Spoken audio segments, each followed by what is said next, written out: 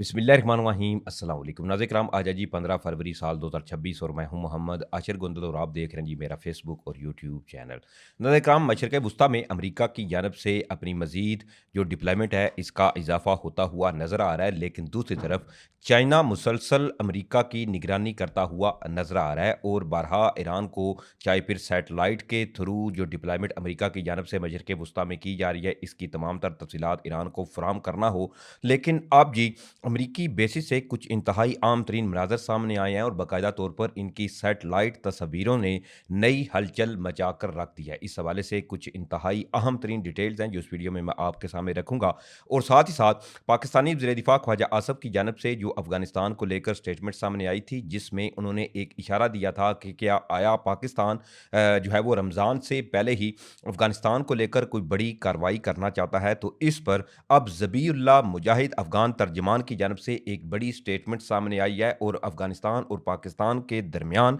एक नई चिंगारी भड़की है। इस हवाले से भी कुछ डिटेल्स हैं जो इस वीडियो में मैं आपके सामने रखूंगा और साथ साथ पाकिस्तानी सिक्योरिटी फोर्सेस की जानब से एक बड़ा ऑपरेशन सर अंजाम दिया गया है, उस हवाले से भी कुछ डिटेल्स हैं जो इस वीडियो में मैं आपके सामने रखने की कोशिश करूंगा। लेकिन इससे पहले अगर आपको मुनासिब लगे तो मेरे इस चैनल को सब्सक्राइब करें, साथ में जो बेल नोटिफिकेशन है इसको लाजमी ऑन कर लीजिएगा ताकि नई आने वाली वीडियोस का नोटिफिकेशन आपको टाइम पे मिलता रहे। वीडियो अच्छी लगे तो वीडियो को ज़्यादा से ज़्यादा आपने लाइक करना है और आगे दोस्तों के साथ शेयर भी ज़रूर करना है। नाज़रीन अफगानिस्तान और पाकिस्तान के हवाले से जो सूरत हाल है इस पर बाद में बात करते हैं, लेकिन अब जो सूरत हाल मशरक़ वस्ती से सामने आ रही है वो बड़ी अलार्मिंग है क्योंकि बरहा अमेरिका की जानब से जो मशरक़ वस्ती के अंदर अपनी डिप्लॉयमेंट का इजाफा किया जा रहा है और ईरान के गिर्द अमेरिका की जानब से मुसलसल घेरा तंग होता हुआ नजर आ रहा है। लेकिन जी इस तमाम सूरत हाल के अंदर मार्क रूबियो की जानब से एक बड़ी स्टेटमेंट सामने आई है और इसमें इन्होंने सीधा सीधा प्रेसिडेंट डोनाल्ड ट्रंप और ईरानियन सुप्रीम लीडर आयतुल्लाह खामनाई की मुलाकात के हवाले से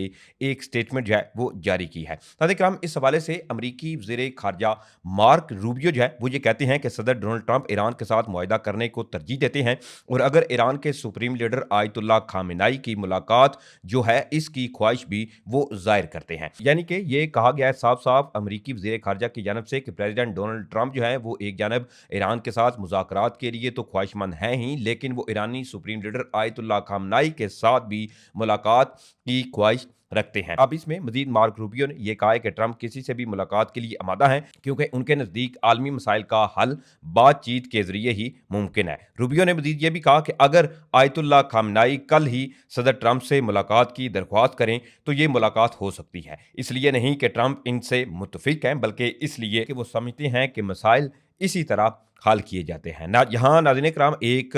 ये डेवलपमेंट होती हुई नजर आ रही है कि प्रेसिडेंट डोनाल्ड ट्रंप और सुप्रीम लीडर आयतुल्लाह खामनाई की मुलाकात की बातें होती हुई नजर आ रही हैं। तो दूसरी तरफ चाइना की जानब से ईरान को जो इमदाद फराम की जा रही है, चाहे वो मिलिट्री एड की शक्ल में हो या मुख्तलिफ जो मिलिट्री कार्गो प्लेन्स हैं इनका चाइना से ईरान जाना हो, जिसमें जो फौजी साजो सामान है इसके अलावा चाहे फिर चाइनीज़ जो डिफेंस सिस्टम है इसकी ईरान में तैनाती की बातें हों। लेकिन दूसरी तरफ चाइना मुसलसल जो है वो अमेरिका की निगरानी करता हुआ नजर आ रहा है और सैटेलाइट इमेजेस के थ्रू ईरान और दीगर ममालिक को अमेरिका की जो डिप्लॉयमेंट हो रही है मशरक़ वस्ती में इसके हवाले से तफसीलात फ्राहम करता हुआ नजर आ रहा है। अब इसके हवाले से बेसिकली चाइना की सैटेलाइट ने जो बहरीन के अंदर अमेरिका की अगर कहें कि पांचवी एक बड़ी जो बेस मौजूद है उस पे वहाँ से कुछ इंतहाई अहम तरीन तस्वीरें सैटेलाइट के ज़रिए चाइना ने रिलीज़ की हैं और इसमें अमेरिका की बहरीन के अंदर जो डिप्लॉयमेंट है उसके हवाले से जो तफसीलात हैं वो सामने आ रही हैं। अब इसमें जो शेख ईसा एयर बेस है बहरीन के अंदर अमेरिका की, वहाँ से जो सैटेलाइट तस्वीरें सामने आई हैं इनमें वाज़ेह तौर पर यह देखा जा सकता है कि अमेरिका की जानब से अपनी बहरीन के अंदर जो शेख ईसा एयर बेस है वहाँ पर जो डिप्लॉयमेंट है चाहे वो पे पैट्रियट डिफेंस सिस्टम हो या फिर अमेरिकी F-16 जो फाइटर जेट्स हैं वहां पर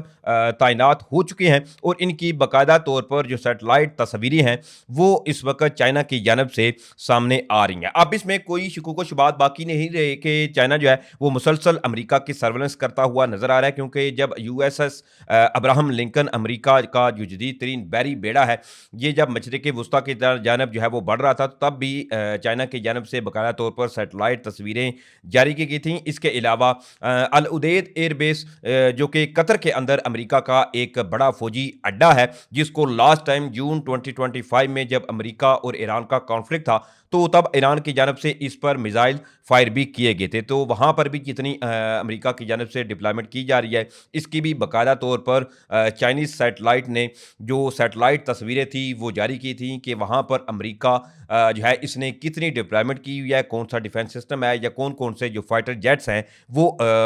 अमेरिका की जानब से वहाँ पर तैनात किए जा चुके हैं। तो अब बहरीन से भी पैट्रियट डिफेंस सिस्टम जो अमेरिका ने वहाँ पर तैनात किया, इसके अलावा अमेरिका के जदीद तरीन F-16 फाइटर जेट जो हैं वो भी इस वक्त बहरीन की जो एयरबेस है वहाँ पर इस वक्त अमेरिका की जानब से डिप्लॉय की जा चुकी है। दूसरी तरफ इसके साथ साथ एक बड़ी और अहम खबर पाकिस्तान और अफगानिस्तान के हवाले से। पिछले दिनों जब इस्लामाबाद में एक खुदकुश हमला हुआ, जिसमें इमाम बारगाह मस्जिद खतीजतुल कुबरा के अंदर बड़ा ही एक अफसोसनाक वाक़या पेश आया, तो उसके बाद फिर पाकिस्तानी वज़ीर दिफ़ा ख्वाजा आसिफ की जानब से एक बड़ी स्टेटमेंट सामने आई थी और लग यूँ रहा था कि पाकिस्तान की जानब से किसी भी लम्हे अफगानिस्तान को लेकर कोई इंतहाई कदम जो है वो उठाया जा सकता है। अब जी इस पर अफगान तर्जमान ज़बीउल्लाह मुजाहिद जो है उन्होंने ना सिर्फ रिस्पॉन्ड किया है, बल्कि एक बड़ी स्टेटमेंट भी उनकी जानब से पाकिस्तान को लेकर सामने आ रही है। अब इसके हवाले से जो स्पोकन पर्सन है अफगानिस्तान के तर्जमान है ज़बीउल्लाह मुजाहिद,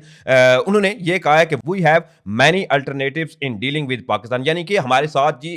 यानी कि हमारे पास जी बहुत से रास्ते हैं जिनसे हम पाकिस्तान के साथ निमट भी सकते हैं। इसके साथ साथ वो ये कहते हैं कि जी हम जो वज़ीर दिफ़ा ख्वाजा आसिफ की जानब से अफगानिस्तान को लेकर स्टेटमेंट जारी की गई है, हम इसकी कोई इंपॉर्टेंस ही नहीं समझते, यानी इसको कोई खास अहमियत नहीं देते। और साथ साथ उन्होंने ये भी कहा है कि इन केस अगर पाकिस्तान की जानब से अफगानिस्तान के ऊपर कोई हमला किया जाता है या कोई कदम उठाया जाता है तरीके तालिबान पाकिस्तान या कलदम दाइश को लेकर, तो इसमें अफगानिस्तान जो है वो अपना पूरा दिफा करने का हक रखता है और हमारे पास कई एक ऐसे ऑप्शन जो है वो भी मौजूद है। मतलब इस तमाम सूरत हाल के अंदर बजाय के ज़बीउल्लाह मुजाहिद अफगान तर्जमान जो हैं वो इजहार यकजहती दिखाते हैं पाकिस्तान के साथ, और पाकिस्तान के उस बयानिए को जो कि पाकिस्तान का बयानिया है कि अफगानिस्तान के अंदर